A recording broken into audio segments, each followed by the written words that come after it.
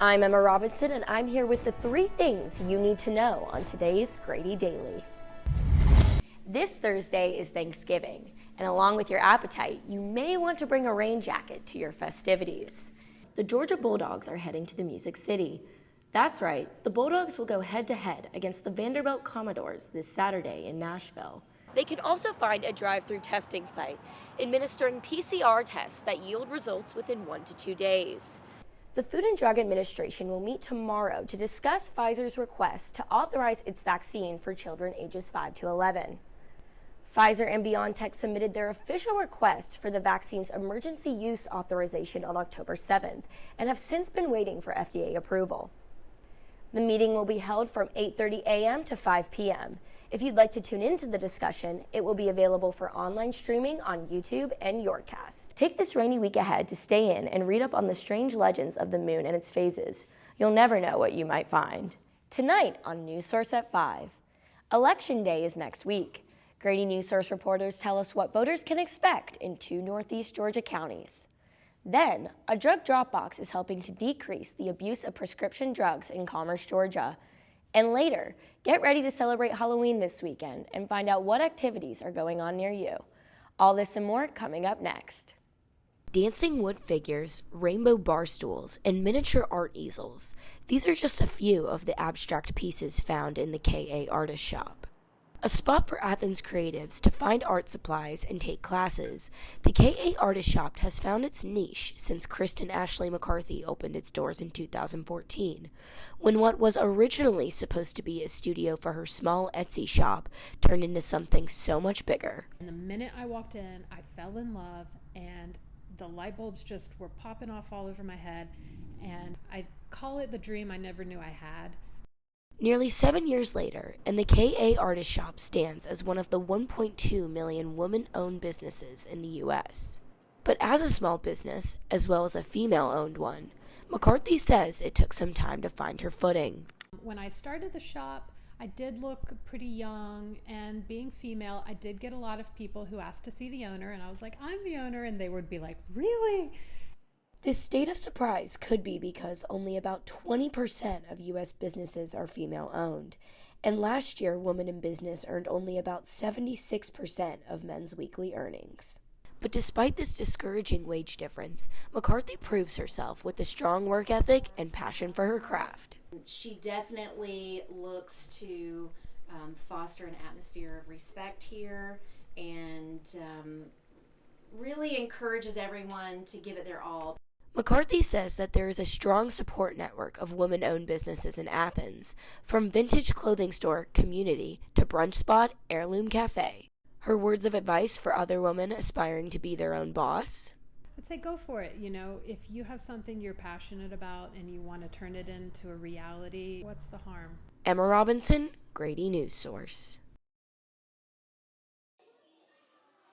Judy B. Jones, Flat Stanley, and Geronimo Stilton. These are just a few of the children's favorites found on the shelves of Column Ferry Elementary School's new book vending machine. Column Ferry unveiled Inchi's Bookworm Vending Machine as a creative way to motivate reading among students on September 8th. And in its first week alone, this educational gadget is turning the Column Ferry Mustangs into dedicated bookworms. And all of the students are buzzing with excitement. They're all talking about the books that they're going to choose. The vending machine was made possible with the help of a Walton EMC School Empowerment Grant with the purpose of enhancing students' learning experiences. And this particular grant for the vending machine was over $4,000. So we're very, very excited. To use the machine, students must insert gold tokens earned through Column Ferry's Positive Behavioral Support and Intervention System, or PBIS. When demonstrating good behavior, students receive horseshoe points, which can then be exchanged for rewards like ice cream, stuffed animals, or best of all, a take-home book from the vending machine. When they are showing those expected behaviors, they get the opportunity to be rewarded. So when they're showing respect on the playground or in the lunchroom. Column Ferry strives to instill motivation, safety, and respect among its community, and with the book vending machine, the school hopes reading will play a part in establishing these core values. Seeing their faces when they know that that's their book and that they've earned it, and they chose the topic, they chose the title. It's just priceless, and that's what education's all about. Emma Robinson, Grady Newsource. Boxes of spoons sit stacked in the office of Oconee County Schools' Caitlin Brand.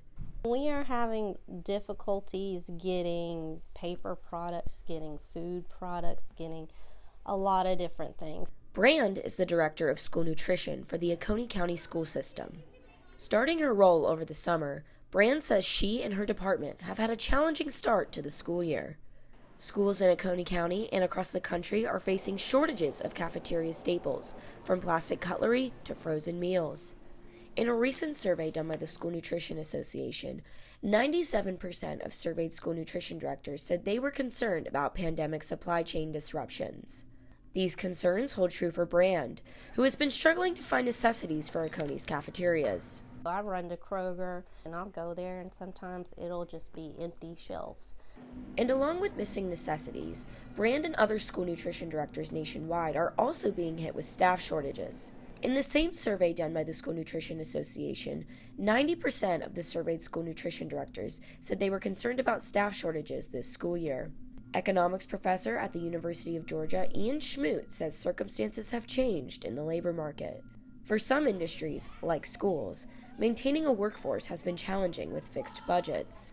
They're resistant to raising wages and salaries because perhaps school districts can't just do that. Schmoot says the school labor shortages may get better if and when a vaccine for school-aged children is approved. I think that will play a major role in making a lot of people feel more comfortable. After facing empty grocery store shelves and understaffed cafeterias, Brand says Oconee is holding on and still putting the kids first, no matter what. This is a group of people that do things really just for the kids. They're not there because they love the job all the time. They're there because they love working with the kids. Emma Robinson, Grady Newsource.